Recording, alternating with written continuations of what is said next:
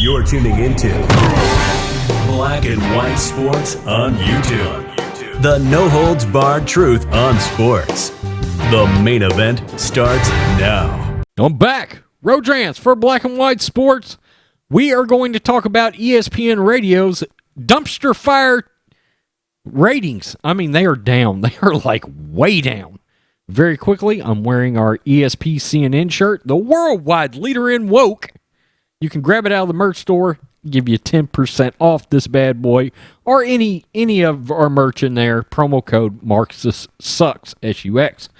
And we will talk about this right now. This is from Outkick.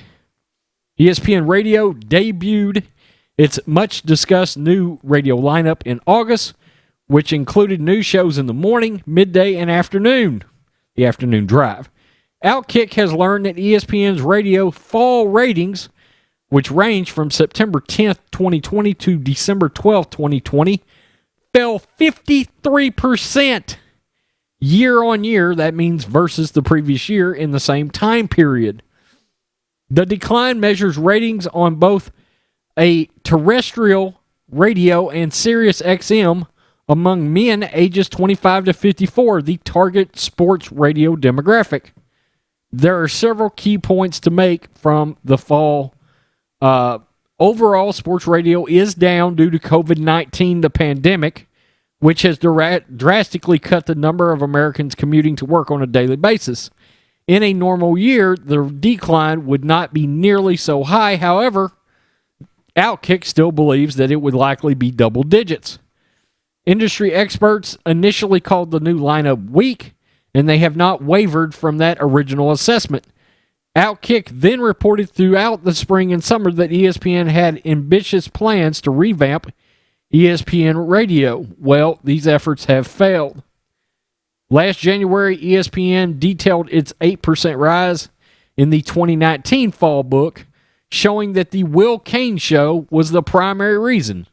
We'll get to all the talent that is gone now in just a second. ESPN said Cain's radio show increased 18% from the previous year, saw a triple-digit percentage audience growth on terrestrial radio for the quarter, and a 20% increase across platforms for December 2019. However, Will Cain left the network for Fox News. Stephen A. Smith had a show. It was up, but it was only up 2%. And they have talked about now, Dan Le Batard's show is pulled out, and Mike Greenberg, Greeny, is launching a show, and it will be moved up from 10 to 12 in the morning this month. And Max Kellerman, good God, will also have a show. He's very popular in L.A. Of course he's popular there. He's ultra woke. Now we know, look, let's be honest, ESPN's super left-leaning narratives, their liberal bias, is part of the reason their ratings are down. All right, whether this article says it or not, that's one of the things. People have just flat turned ESPN off. Now, there's other reasons too. The fact is, there's nobody worth listening to anymore. Look, they made a huge mistake. Greeny made a mistake breaking up Mike and Mike.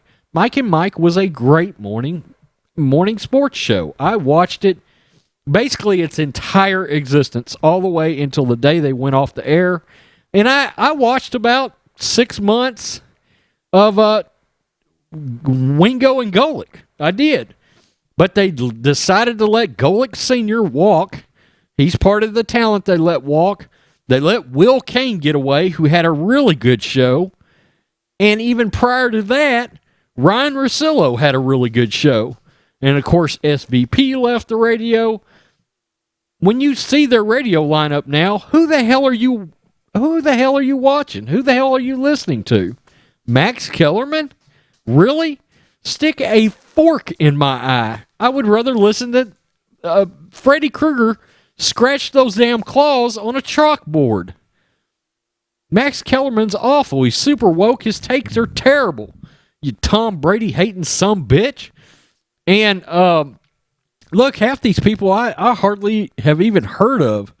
In the mornings, they've replaced them with Keyshawn Johnson, who's god-awful, Jay Will, okay, and Zubin. Does that sound anything? We're talking in the Mike and Mike spot. Is there anything about that makes you want to tune in on the radio or to watch any of those shows? You know, Mike Greenberg, you know, if he wasn't on ESPN anymore, I might check it out. But I've even gotten to the point where I don't watch The Herd too much anymore because at times he gets woke and he ran his mouth too much about Trump. He did. He ran his mouth about Trump a good bit prior to the election, which is odd because at one time I'm almost certain he supported him. But it was part of, look, after George Floyd, all these networks went super woke. Now you can't even watch Undisputed because Shannon Sharp is lost his ever-loving mind. Tell me what you think, guys. I mean, look, even before Dan Le Batard left, were you listening to ESPN radio? My guess would be many of you have been out on ESPN radio for a long time. I would say I've been out for over a year and a half. I'd have to look.